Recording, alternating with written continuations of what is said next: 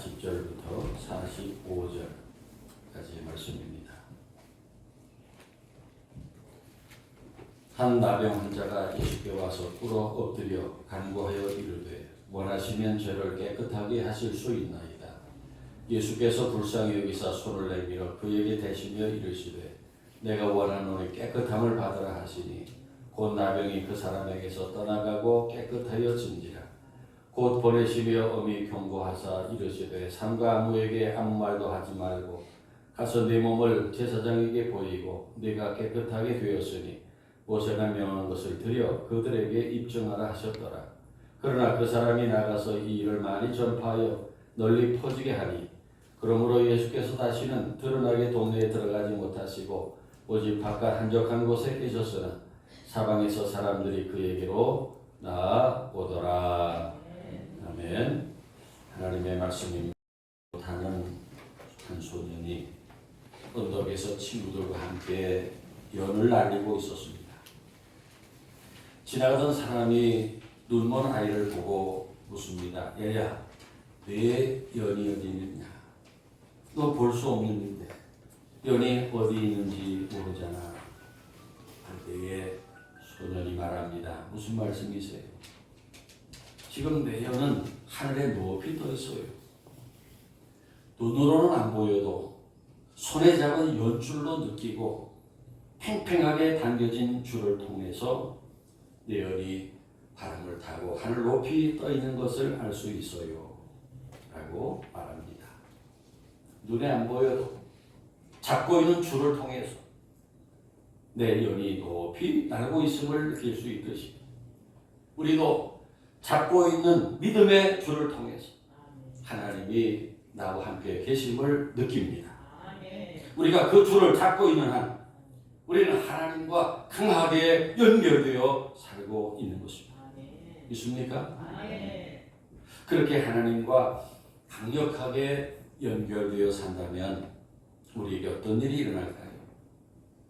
지난주일 설교에서 기적보다 나은 믿음이란 제목으로 설교하면서 우리가 구할 것은 기적보다 믿음이라고 말씀드리는데 오늘도 함께 참된 기적이란 어떤 것인지를 생각해 봅시다. 여러분, 기적이 무엇입니까? 죽을 병에 걸렸던 사람이 고침받고 살아나는 것입니까? 암 환자가 깨끗이 낫다면 기적이겠죠. 또 파산 직전에 있던 사업이 갑자기 큰 호황을 만나서 큰 돈을 벌었다면 기적일까요? 그렇습니다. 그런 놀라운 일들을 우리는 기적이라고 생각합니다. 그러나 그보다 더 큰 기적이 있습니다. 그것은 우리가 그런 죽을 병에 걸리지 않고 이렇게 매일매일 건강하게 살고 있는 것이 더 큰 기적이 아닐까요? 왜 그 기적을 모릅니까? 죽을 병에 걸렸다 살아나는 것보다 그런 죽을 병에 안 걸리고 사는 것이 더 큰 기적이 아닐까요? 큰 사업하다가 그런 큰 부도 안 당하고 지금 우리가 부자는 아니지만은 부족한 것 없이 순탄하게 사는 것이 더 감사한 일 아닙니까? 그런데 우리들은 그런 큰 기적의 은혜 안에 살면서도 자신에게 주어진 엄청난 기적을 알지 못합니다. 자신에게는 기적이 일어나지 않는다고 불평합니다. 얼마나 어리석은 생각입니다. 여러분, 지금 매일같이 해가 떠오르고 바람이 불고 비가 내리고 우리가 이렇게 건강하게 산 것에 대해서 우리 자녀들이 무럭무럭 잘 자라는 것에 대해서 우리에게 일용할 양식이 있어서 굶지 않고 사는 것에 대해서 어찌 당연하게 생각합니까? 따라해 봅시다. 오늘도 내가 살아있음을 감사합니다. 팔과 다리를 자유롭게 움직일 수 있음을 감사합니다. 찬양할 수 있음을 감사합니다. 이 아름다운 세상과 사랑하는 사람들 볼 수 있으니 감사합니다. 아멘입니까? 그렇습니다. 우리는 지금 수많은 기적 속에 살고 있어요. 우리가 평범하게 생각하는 것들이 것이 실제로는 그 모든 일이 기적이고 우리가 감사할 큰 은혜들입니다. 성경을 믿지 않는 어느 학교 선생님이 학생들에게 여러분 성경에 있는 기적들은 실제로 있었던 것이 아닙니다. 다 지어낸 얘기예요. 예를 들어볼까요? 구약에 모세가 이스라엘 백성들을 끌고 홍해바다를 건넜다는 것은 실제로 바다가 아니라 6인치 깊이밖에 안 되는 갈대밭이었어요. 그러니 그것은 기적이 아닙니다. 할 때 그 말을 들은 한 학생이 선생님 말씀 들어보니까 더 엄청난 기적이네요. 그래서 선생님이 어찌 내 말이 더 놀랍다는 말이냐 반문하니까 학생이 말합니다. 선생님 말씀대로 바다도 아니고 6인치 깊이밖에 안 되는 갈대밭에서 그 많은 애굽의 군대들이 다 빠져 죽었다는 것이 더 큰 기적이네요. 할 때 선생님이 말문이 막혔다는 이유가 있습니다. 여러분 그렇습니다. 우리는 성경 말씀을 그대로 믿습니다. 의심하지 말고 믿어야 돼요. 그럴 때 우리는 날마다 기적의 은혜를 누리며 살 수 있게 됩니다. 그런데 왜 오늘날 현대인들이 그런 놀라운 기적을 기적으로 알지 못하고 감사하며 살지 못할까요? 하나의 이유는 창조주 하나님을 믿는 믿음이 없기 때문입니다. 또 하나의 이유는 어리석은 욕심 때문에 자신에게 있는 놀라운 기적과 은혜를 알지 못하고 불평하고 원망하며 사는 것입니다. 오늘 본문에 보면은 한 나병 환자가 등장합니다. 나병이라는 것. 그전에는 문둥병이라고 했는데 정말 무서운 병입니다. 이 병에 걸리면 손가락이 떨어져 나가고 발가락이 떨어져 나가고 귀가 눈이 문드러지고 입이 문드러지고 우리 교인들하고 전에 오래전에 그 한센시병 그 수용소가 있던 소록도 갔을 때 하얀 장갑들 끼고 까만 안경 끼고 왔다 갔다 하는데 무서워. 가족들하고 같이 살지 못하고 사람들이 없는 곳에 가서 고독하게 살아야 돼요. 세상에서 가장 비참하게 되는 병입니다. 그런데 오늘 본문에서 이런 병에 걸린 사람이 예수님을 만나서 42절에 보세요. 곧 나병이 그 사람에게서 떠나가고 깨끗하여진지라. 있습니까? 나병이 고침받은 기적이 오늘 말씀에 기록되어 있는데 여러분 성경에 왜 이런 기적을 우리에게 전해주실까요? 이런 기적이 그 옛날에만이 아니라 오늘 우리들에게도 나타날 수 있다라는 것. 그래서 기록해 주신 거예요. 왜 이걸 기록해 주셨겠어요? 이런 일이 옛날 이야기가 아니라 오늘도 이런 기적이 일어날 수 있다고 기록해 주신 것입니다. 그러면 오늘 우리가 어떤 믿음으로 살 때 그런 기적이 일어날 수 있을까요? 가장 먼저 기억할 것은 예수님 앞에 나오는 사람이 이런 기적을 맛보게 됩니다. 40절에 한 나병 환자가 예수께 와서 꿇어 엎드려 그랬습니다. 이 나병이라는 고통스러운 병에 걸린 이 사람이 그 문제를 가지고 예수님께 왔다는 사실이 중요한 것입니다. 여러분 우리도 어떤 문제가 있을 때 그 문제를 가지고 예수님께로 나와야 합니다. 예수님께로 나온 사람이 문제 해결을 받고 기적을 체험하게 됩니다. 여러분 달걀에서 예쁜 병아리가 나온 것을 보신 일 있습니까?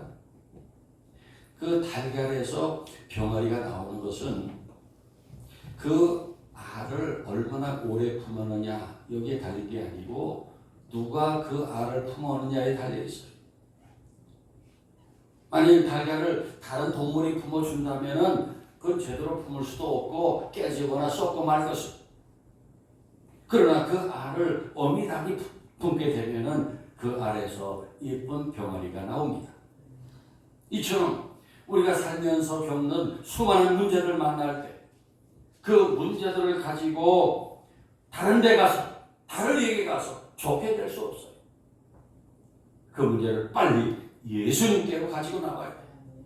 그래야 예수님께서 그 문제를 깨끗하게 만들어 주십니다. 해결된 기적을 맛보게 됩니다.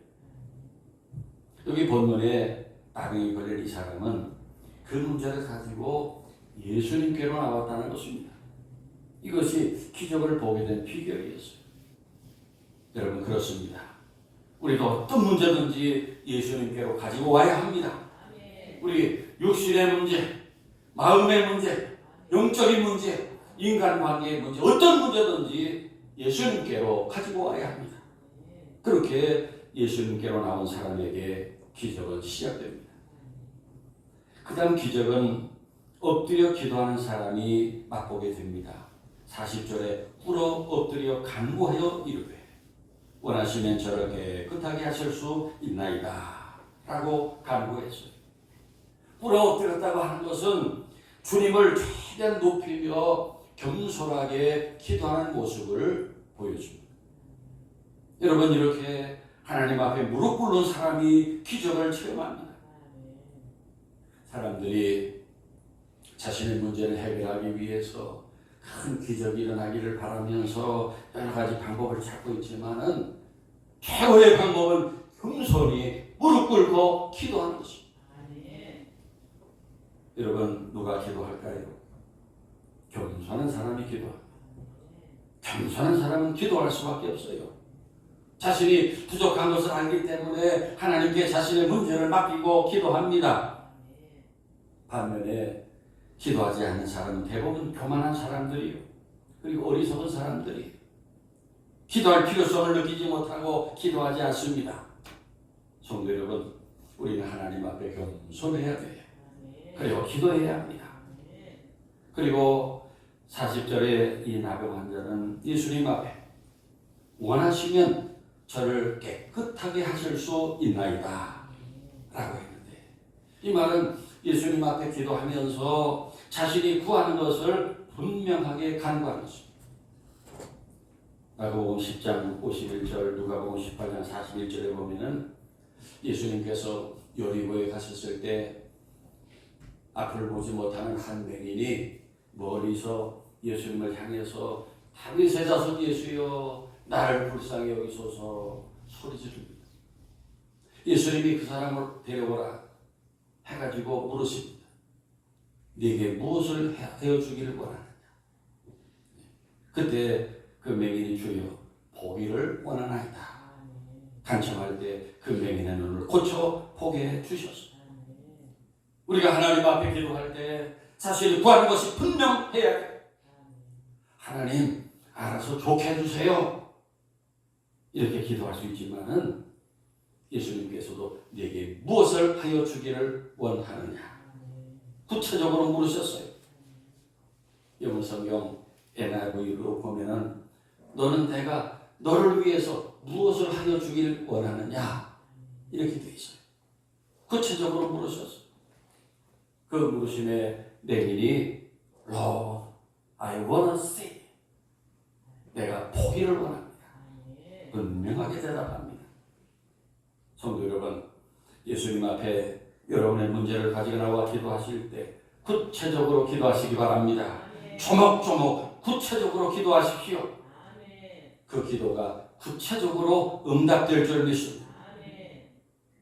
그리고 여러분, 오늘 본문의 이 나병 환자가 예수님께 자신을 낫게 해달라고 간구할 때 그 간절함이 어땠을까? 지금 자신의 몸이 썩어 들어가고 진물이 흐르고 있습니다. 너무나 비참합니다. 그런 병을 고쳐달라고 간구하는 그 사람의 간절함이 얼마나 간절했겠습니까? 그런데 여러분들은 요즘 기도할 때 그런 간절함으로 기도합니까? 기도하면서 기도를 하지만 글쎄 내가 기도한 대로 될까? 기도한다고 뭐가 달라질까? 그런 마음으로 기도합니다. 그렇게 기도하면 하나님이 그러실 것 같아요. 그러냐? 네가 간절해질 때까지 기다리마. 그러실 것 같아요. 여러분, 얼마나 더 어려워져야 눈물로 기도하시겠습니까? 얼마나 어려워져야 간절해지시겠습니까? 간절히 기도하십시오. 하나님은 응답하시기 위해 기다리고 계시는데 왜 여러분은 기도하지 않으십니까? 왜 엎드려 간절히 구하지 않으십니까? 마태복음 7장 9절부터 해서 예수님 기도에 대해 가르쳐 주셨습니다. 너희 중에 누가 아들이 떡을 달라 하는데 돌을 주며 생선을 달라 하는데 뱀을 줄 사람이 있겠느냐? 너희가 한 자라도 좋은 것으로 자식에게 줄 알거든 하물며 하늘에 계신 너희 아버지께서 구하는 자에게 좋은 것으로 주시지 않겠느냐 하셨어요. 여러분, 우리 하나님이 반드시 응답하실 것을 믿고 간절히 구하시기 바랍니다. 여러분의 기도가 이루어지는 놀라운 응답을 보게 될 줄 믿습니다. 마지막으로 기적은 사랑을 통해 이루어집니다. 오늘 말씀 41절 42절에 예수께서 불쌍히 여기사 손을 내밀어 그에게 대시며 이르시되 내가 원하노니 깨끗함을 받으라 하시니 곧 나병이 그 사람에게서 떠나가고 깨끗하여진지라. 그래서 여기 불쌍히 여기셨다 하는 말은 아픈 마음을 가지고 보셨다는 뜻이에요. 그리고 주님은 말씀만으로도 그 병을 고쳐줄 수 있어요. 그러나 오늘 말씀에 예수님은 그 나병 환자에게 손을 내밀어 대시며 고쳐주셨어요. 왜 예수님은 그 나병 환자에게 손을 내밀어 대시고 병을 고쳐주셨어요? 그때 나병 환자는 아마도 예수님께서 불결한 자신에게 절대 손을 대시지 않을 거라 그렇게 생각했을 것입니다. 누구도 나병 환자에게 손을 대는 사람 없어요. 그런데 예수님은 자신의 몸에 손을 내밀어 대시면서 내가 원하노니 깨끗함을 받으라 하셨어요. 그때 나병 환자가 얼마나 위로를 받았을까요? 주님은 그 사람에게 손을 대심으로 그의 몸은 물론이고 그의 마음까지 치유해 주셨어요. 사랑하는 여러분, 그처럼 참된 사랑은 죄인들, 병자들, 불결한 사람들에게도 다가가서 손을 내밀어 그 손을 잡아주는 것입니다. 여러분, 그렇게 할 수 있습니까? 더럽고 냄새나는 노숙자가 압수하자 할 때에 그 손을 잡아줄 수 있어요? 지난번에 2월달에 괌에 가서 그 노숙자들 이렇게 만나서 우리가 다 이렇게 섬기는데, 근데 우리 권사님들은 가서 뭐 머리도 만져주고 뭐 다 이렇게 하는데 저는 가서 못 하겠더라고요. 예? 머리가 그냥 하얀 막 그런 피부병이 있고 거기 뭐 이도 있다고 그러고 뭐 하는데 저는 솔직히 가까이 가지 못하겠더라고요.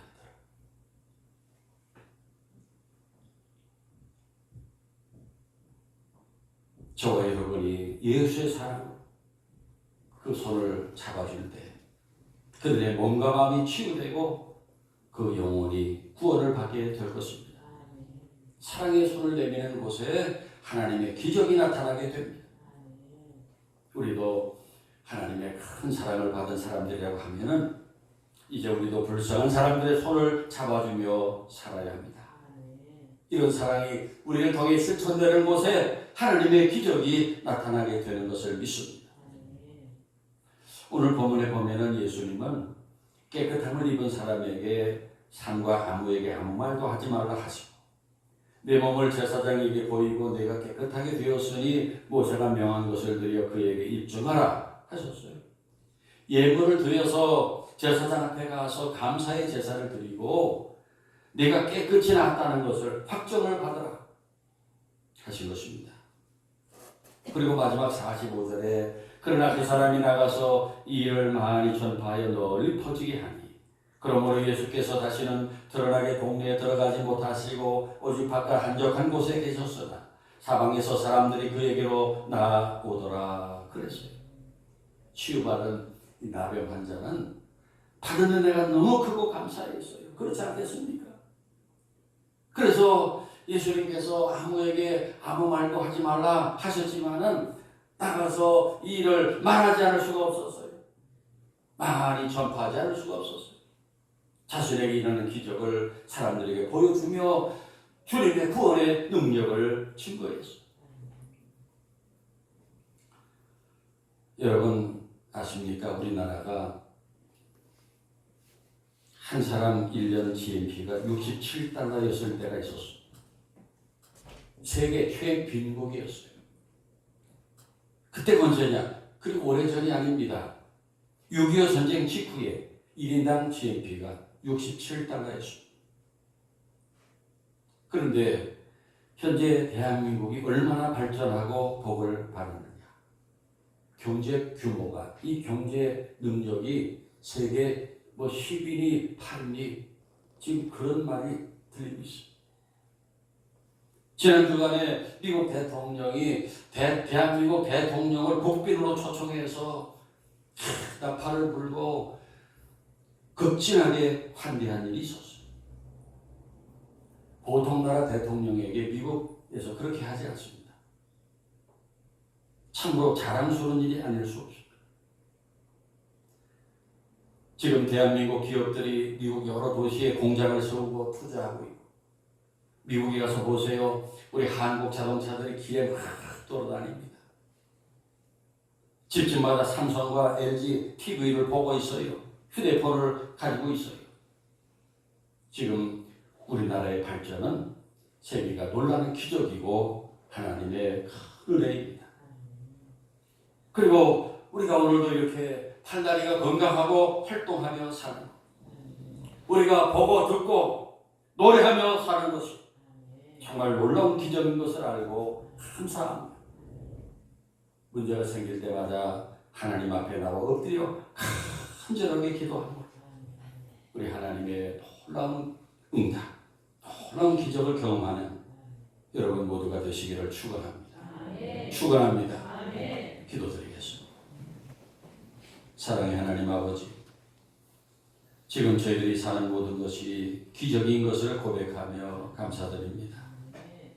죽을 병이 낫고 벼락부자가 되는 기적보다 날마다 하나님이 나와 함께 하시고 도우신 은혜 안에 살며 그 은혜를 감사 찬송하며 널리 전하며 사는 행복한 하늘교회 가족들이 되게 하여 주시옵소서.